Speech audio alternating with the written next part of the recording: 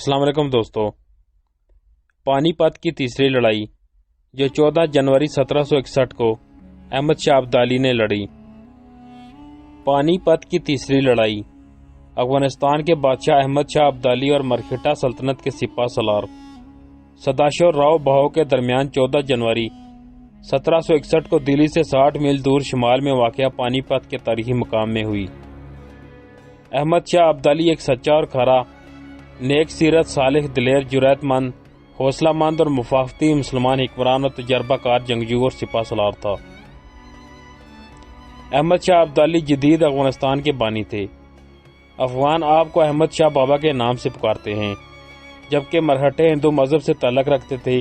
مرہٹے جنگجو اور بہادر لوگ تھے۔ مرہٹے سکھ اور دیہاتی ہندو ساتھ مل گئے۔ ان کا ایک ہی مقصد تھا، یعنی پہلے افغان کو پنجاب سے، پھر مغلوں کو دلی سے نکالنا۔ اس طرح وہ ہندوستان سے اسلامی سلطنت کی ہر علامت کو ختم کر کے مرہٹہ اور خالصہ راج قائم کرنا چاہتے تھے۔ مرہٹوں نے درجنوں جنگوں میں مغلوں کو شکست دے دی۔ مسلمان شہزادے جانشینی کی جنگیں لڑتے رہے اور مرہٹے اپنی فوجی طاقت بڑھاتے رہے، یہاں تک کہ 1755 میں وہ دلی تک پہنچ گئے۔ مغل حکومت ان کا مقابلہ کرنے سے قاصر تھے۔ 1760 تک مرہٹے پاک و ہند کے بڑے حصے کو فتح کر چکے تھے اور 1758 میں پنجاب کے اہم شہر امرتسر، پھر اسی سال لاہور، پشاور اور اٹک تک کے علاقے کو بھی فتح کر لیا۔ پنجاب سے افغانوں کے مکمل انخلا اور پشاور پر قبضے کے بعد مرہٹوں کی ہمت بہت زیادہ بڑھ گئی تھی۔ مرہٹوں کے سربراہ بالاجی پیشوا نے اپنے مرکز پونا میں تمام مرہٹے سردار جمع کر کے اپنے اقتدار کو عروج تک لے جانے اور زوال پذیر مغل سلطنت سے جلد از جلد نجات حاصل کرنے کے لیے اور احمد شاہ ابدالی کا زور ٹوٹنے کے حوالے سے ایک بہت بڑا مشاورتی اجلاس طلب کیا۔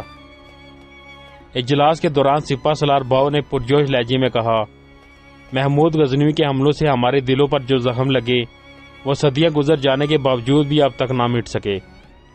ہم سومناتھ کی مورتی کی بے عزتی اب تک نہ بھولے۔ آج ہمارے پاس اتنی قوت ہے کہ ہم مسلمانوں سے بدلہ لے سکیں۔ سومناتھ کی مورتی ہم شاہ جہاں کی تعمیر کردہ جامع مسجد دلی کے منبر پر نصب کریں گے اور افغانستان میں گھس کر محمود غزنوی کا مقبرہ مسمار کر دیں گے۔ بالاجی پیشوا نے اس کے جذبات کو سراہتے ہوئے کہا، میرا ارادہ تو اس سے بھی بڑھ کر ہے۔ میں ہندوستان کو مسلمانوں سے صاف کر دینے کے بعد ایسا انتظام کر دینا چاہتا ہوں کہ آئندہ کوئی مسلمان ہمارے ملک پر حملہ کرنے کا تصور بھی نہ کر سکے۔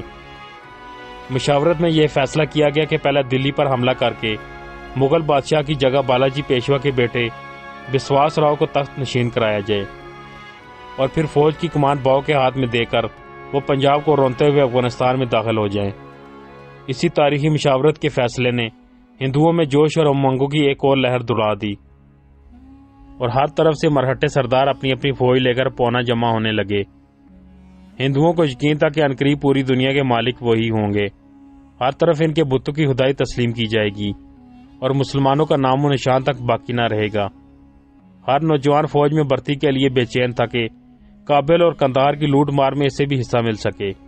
ان دنوں دلی کے عظیم محدث حضرت شاہ ولی اللہ رحمۃ اللہ علیہ نے، جنہوں نے برصغیر میں حدیث کی اشاعت میں سب سے بنیادی کردار ادا کیا تھا، مرہٹوں کے طوفان سے بڑا اندیشہ محسوس کر رہے تھے اور چاہتے تھے کہ احمد شاہ ابدالی ایک بار پھر ہندوستان آ کر یہاں کے مسلمانوں کے لیے نجات دندہ ثابت ہوں۔ ہندوستان کی سیاست کا اہم رکن نواب نجیب دولہ بھی ان کا ہم فکر تھا۔ یہ احمد شاہ ابدالی کے بڑے عقیدت مند تھے۔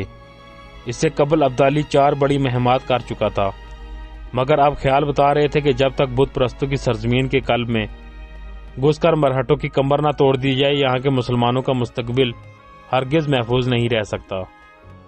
شاہ صاحب اور نواب نجیب دولہ نے احمد شاہ ابدالی کو ہندوستان کے مشرکین کے خلاف بھرپور حملے کی دعوت دی اور اپنے خط میں تحریر فرمایا، ہم اللہ کے نام پر آپ سے درخواست کرتے ہیں کہ آپ اس طرف متوجہ فرما کر دشمنان اسلام سے جہاد کریں تاکہ اللہ تعالیٰ کے ہاں آپ کے نامہ اعمال میں اجر عظیم لکھا جائے اور آپ کا شمار اللہ کی راہ میں جہاد کرنے والوں میں ہو جائے۔ آپ کو دنیا میں بے پناہ غنیمتیں حاصل ہوں اور مسلمانوں کو کفار کے چنگل سے نجات حاصل ہو۔ احمد شاہ ابدالی کو مرہٹوں کے اس سیلاب کا علم ہو چکا تھا جو پونا سے پنجاب کی طرف امڑ رہا تھا۔ اب تک اتنے بڑے لشکر سے مقابلے کا کوئی تجربہ نہیں ہوا تھا، اس لیے اپنے وطن سے سینکڑوں میل دور کمک کے بغیر ایک بہت بڑی اور غیر یقینی جنگ لڑنے کا تصور ان کے لیے پریشان کن تھا۔ حضرت شاہ ولی اللہ نے احمد شاہ ابدالی کا حوصلہ بڑھاتے ہوئے اسے تحریر فرمایا، مرہٹوں کو شکست دینا آسان کام ہے، شرط یہ ہے کہ مجاہدین اسلام کمر کس لیں۔ در حقیقت مرہٹے تعداد میں بہت زیادہ نہیں، مگر دوسرے بہت سے گروہ ان کے ساتھ شامل ہو چکے ہیں۔ مرہٹا قوم طاقتور نہیں، ان کی توجہ بس اپنی فوج جمع کرنے پر ہے، جو تعداد میں چیونٹیوں اور ٹیڈیوں سے بھی زیادہ ہو۔ جہاں تک شجاعت اور عسکری ساز و سامان کا تعلق ہے، وہ ان کے پاس زیادہ نہیں۔ حضرت شاہ صاحب کی ان پرسوز، بصیرت افروز اور حوصلہ انگیز خطوط نے ابدالی کی ہمت کو مزید بڑھا دیا، اور ملت اسلامیہ کے یہ شمشیر زن ہر خوف و خطر سے بے پرواہ ہو کر ہندوستان پر اس یادگار حملے کے لیے تیار ہو گیا جس نے تاریخ میں اس کا نام ہمیشہ کے لیے نقش کر دیا۔ احمد شاہ ابدالی سپٹمبر 1959 میں قندھار سے 15,000 سواروں کے ساتھ مرہٹوں اور سکھوں کے فتنے کو تہس نہس کرنے کی مہم پر ہندوستان روانہ ہوئے۔ راستے میں بلوچستان اور ارد گرد سے اور تیمور شاہ جو احمد شاہ ابدالی کا بیٹا تھا اور لاہور کے سابق حاکم جہان خان اپنی نفری کے ساتھ ان سے آ ملے اور سپاہی 30,000 تک پہنچ گئے۔ پنجاب کے نئے مرہٹا حاکم نے جب افغان لشکر کی آمد کا سنا تو انہوں نے لاہور خالی کر دیا اور اپنے جتھے سمیت سہاپور کے سندھیا کیمپ میں پناہ لی۔ احمد شاہ ابدالی کا لشکر پنجاب میں داخل ہوا تو سکھ اپنے گھروں میں دبک گئے، مگر اس سے پہلے اسے دلی پہنچ کر مسلمانوں کی تہذیب ثقافت کے اس قدیم مرکز کو مرہٹوں کی لوٹ مار سے بھی بچانا تھا۔ وہ شاہ عالمگیر ثانی کے اقتدار کو بھی مضبوط کرنا چاہتا تھا، مگر راستے میں اسے اطلاع ملی کہ دلی کی سیاست میں اکھاڑ پچھاڑ شروع ہو چکی ہے اور مغل بادشاہ غازی الدین کی سازش کا شکار ہو کر مارا گیا۔ یہ صورتحال ابدالی کے لیے غیر متوقع بھی تھی۔ اس وقت دشمن 3 سمت سے ابدالی کی افواج کے گرد موجود تھا۔ دلی میں غازی الدین اور مرہٹا سردار جنکو راؤ جی، دیتا جی سندھیا دلی کے راستے اور ہولکر دریائے جمنا کے ساحل پر اپنی فوج لیے کھڑا تھا۔ ابدالی سہاپور پہنچا تو نواب نجیب دولہ، حافظ رحمت خان، سعود اللہ خان، عنایت خان اور قطب خان اور دیگر روہیلا امرا نے 10,000 سپاہیوں کے ساتھ اس کا استقبال کیا۔ اب یہ تعداد 40,000 تک پہنچ گئی۔ یہ 40,000 کا لشکر دلی کی طرف روانہ ہو گیا۔ جنوری 1960 کو دیتا جی سندھیا 20,000 لشکر کے ساتھ ابدالی فوج کے مقابلے پر نکل آیا۔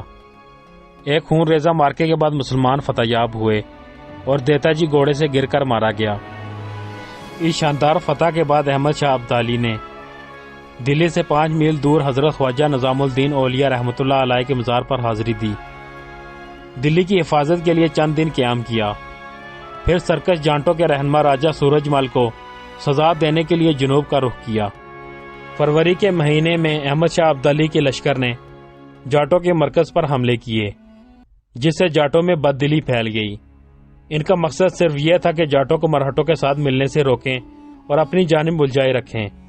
یہ مقصد پورا ہوتے ہی انہوں نے مرہٹے کے اس لشکر کی جانب کوچ کیا جو دلی کے آس پاس دریائے جمنا کے پار منڈلا رہا تھا۔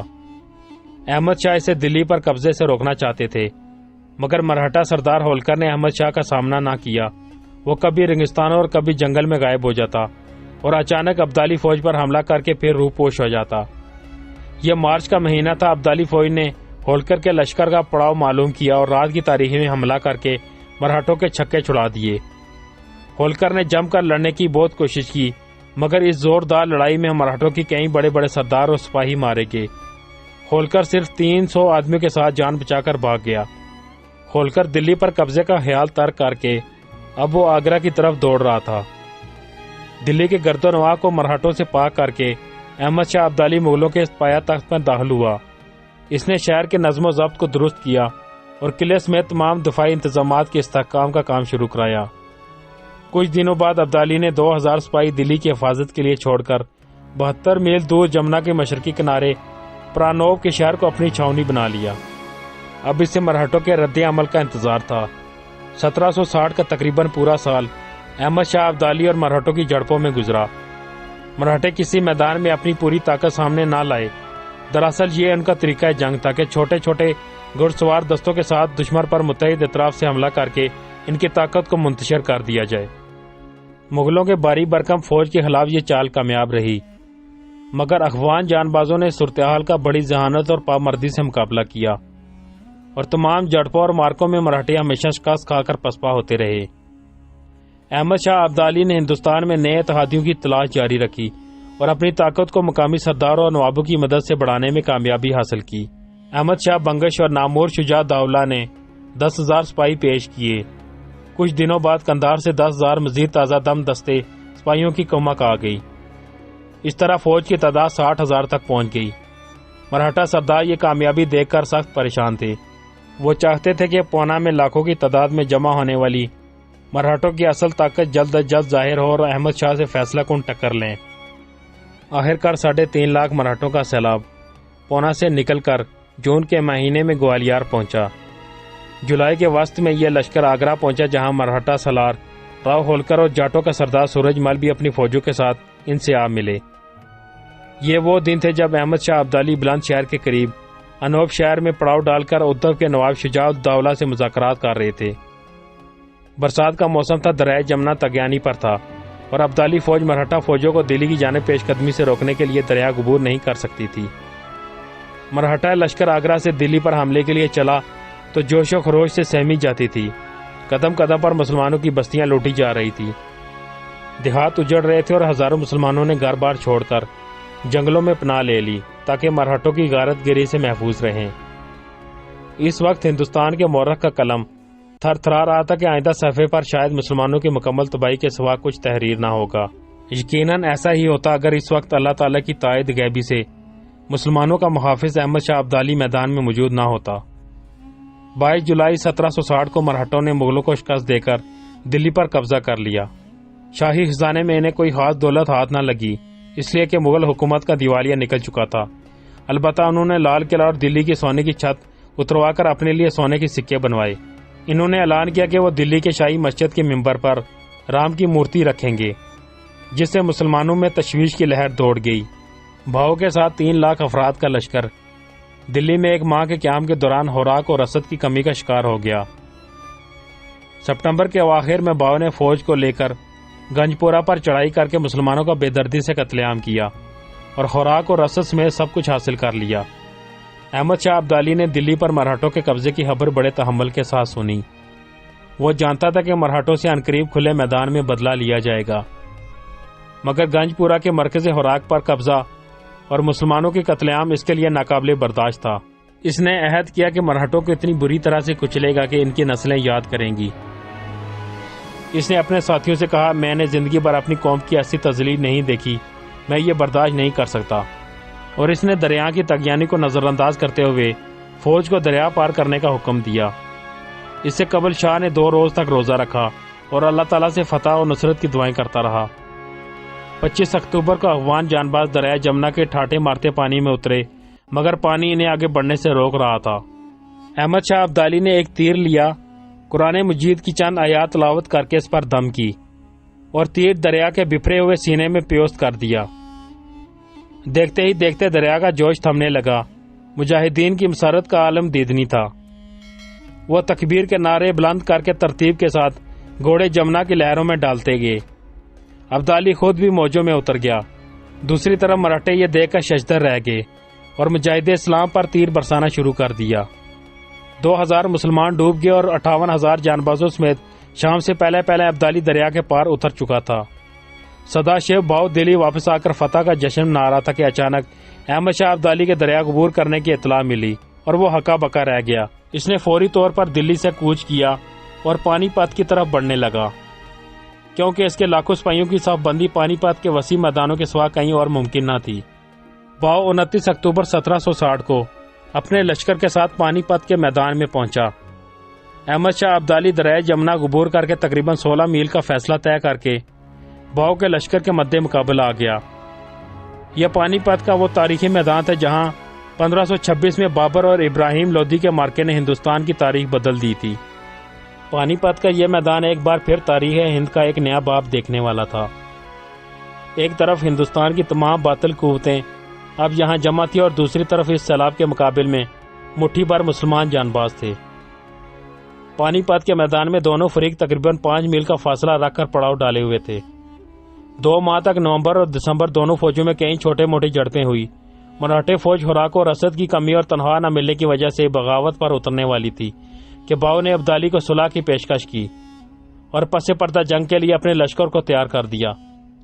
نواب شجاع الدولہ مان گیا، مگر دلی کے نواب نجیب دولہ نے اسے انکار کیا اور کہا مراٹھے دلی کے لال قلعے پر قبضہ کر چکے ہیں، گنج پورہ کے 20,000 اغوانیوں کے خون میں ہاتھ رنگ چکے ہیں۔ آج اگر ہم نے صلح کر لی تو کل کو بادشاہ سلامت کی اغوان واپسی کے بعد یہ تازہ دم افواج کے ساتھ مل کر مسلمانوں پر یلغار کر دیں گے اور ہندوستان کے مسلمانوں کو ختم کر ڈالیں گے۔ یہ اہم مشاورت پانی پت کے میدان میں 13 اور 14 جنوری کے درمیانی شب ہو رہی تھی۔ نجیب اللہ دولہ کی حقیقت کشادہ تقریر نے سب کی آنکھیں کھول دی۔ احمد شاہ ابدالی کو بھی اطمینان ہو گیا کہ فیصلہ میدانی جنگ میں تلوار کی دہار سے ہی ہوگا، تاہم انہیں یہ معلوم نہ تھا کہ باؤ کا پیغام صلح بدنیتی پر مبنی ہے۔ صبح ہوئی تو حالات بدل گئے۔ باؤ کے لشکر پیش قدمی کر رہے تھے۔ احمد شاہ ابدالی جب اپنے خیمے سے باہر نکلے تو انہوں نے بدلتے حالات کا جائزہ لیا اور فوری طور پر فوج کو فوراً تیار ہونے کا حکم دیا۔ افغان سپاہی جو بے خبر سو رہے تھے یکدم بیدار ہوئے اور حیرت انگیز طور پر چند لمحوں میں اسلحوں سمیت صفائے آرا ہوئے۔ احمد شاہ ابدالی کے اغوان لشکر کی تعداد 26,000 گھڑ سواروں پر مشتمل تھی۔ ان کے ساتھ مسلمان امرا روہیلا نجیب دولہ، دواب کے اغوان اور ادھو کے نواب شجاع الدولہ کے 40,000 پیادہ اور گھڑ سوار سپاہی تھے۔ شاہ نے 66,000 سپاہیوں کی صف بندی کی، مقابلے میں مرہٹوں کے لشکر کی تعداد 3 لاکھ سے اوپر تھی۔ ایک مورخ لکھتے ہیں کہ مرہٹا فوج کی تعداد 5 لاکھ تھی۔ 14 جنوری 1761 کی صبح کو پانی پت کے میدان میں دونوں فوجوں میں گھمسان کران پڑا۔ یہ جنگ طلوع آفتاب سے شروع ہوئی جبکہ ظہر کے وقت تک ختم ہو گئی۔ روہیلا سپاہیوں نے بہادری کی داستان رقم کی۔ ابدالی فوج کے سپاہیوں کا رعب مرہٹوں پر چھایا رہا۔ آخر کار زبردست لڑائی کے بعد سپیر کو مسلمانوں نے 3 لاکھ مرہٹوں کے سیلاب کو کچل کر فتح حاصل کی۔ اس تاریخی جنگ میں 20,000 کے قریب مسلمان جان باز شہید ہوئے اور 1 لاکھ سے زیادہ مرہٹے مار کر جہنم رسید کیے گئے۔ 22,000 مرہٹے پکڑ کر قیدی بنا لیے، 50,000 کے قریب بھاگنے اور بستیوں میں چھپنے کے دوران مارے گئے۔ بمشکل سے 1 لاکھ مرہٹے بھاگنے میں کامیاب ہوئے۔ مرہٹوں سے نفرت کا اندازہ اس امر سے لگایا جا سکتا ہے کہ جب مرہٹے شکست کھا کر بھاگے تو ان کا پیچھا کر کے انہیں مارنے والوں میں مقامی افراد کے ساتھ عورتیں، بچے اور دیہات کے ہندو بھی شامل تھے۔ اس جنگ میں مرہٹوں نے عبرتناک شکست کھائی۔ اس کے بعد وہ دوبارہ کبھی جنگی میدان میں فتح حاصل نہ کر سکے۔ مسلمانوں نے اس جنگ میں ہزاروں ہاتھی اور اونٹ، لاکھوں گھوڑے، لاکھوں نقد روپے اور لاکھوں مویشی حاصل کیے۔ اس شاندار فتح کے بعد احمد شاہ ابدالی نے دلی پہنچ کر اعلیٰ ظرفی کا مظاہرہ کر کے شہزادہ علی گوہر کو دلی کے تخت پر بٹھایا۔ مغل سلطنت کو ہی ہندوستان کے مسلمانوں کی شان و شوکت کا وارث قرار دیا اور خود کو سیاسی فائدہ حاصل کرنے سے گریز کیا۔ احمد شاہ ابدالی نے تمام ہندوستانی امراء اور سرداروں کو ہدایت کی کہ مغل سلطنت کے وارث شاہ عالم ثانی کو ہندوستان کا فرما رواں تسلیم کریں۔ سلطنت دلی کے اس انتظام کے بعد احمد شاہ ابدالی 2 ماہ بعد 20 مارچ 1761 کو دلی سے واپس افغانستان روانہ ہو گئے۔ اس کے نتائج یہ نکلے کہ ہندوستان میں اسلام اور مسلمانوں کا نام، شان و شوکت، عزت اور وقار بلند ہو گیا۔ ہندوستان میں مسلمانوں کی وجود باقی رہ گئی۔ مرہٹوں کا خاتمہ ہو گیا اور ہندوستان پر ان کی حکومت کی خواہش اور شاہی مسجد دلی کے ممبر پر رام کی مورتی لگانے کا خواہ بھی بکھر گیا۔ مرہٹوں کے تقریباً سارے بڑے بڑے سردار مارے گئے۔ مرہٹے پھر کبھی اٹھنے کے قابل نہ ہوئے۔ اللہ تعالیٰ سے دعا ہے کہ اللہ تعالیٰ اس عظیم مسلم فاتح احمد شاہ بابا کی قبر کو نور سے بھر دے۔ تو دوستوں، امید ہے آپ کو ہماری آج کی یہ چھوٹی سی انفارمیٹیو ویڈیو پسند آئی ہوگی۔ ایسی ویڈیو مزید دیکھنے کے لیے ہمارے چینل ملک آپ کو سبسکرائب کریں اور ساتھ موجود گھنٹی کے بٹن کو دباتے ہوئے اپنی رائے کا اظہار کمنٹ باکس میں ضرور کریں۔ اگلی ویڈیو تک اجازت چاہتے ہیں۔ اللہ حافظ۔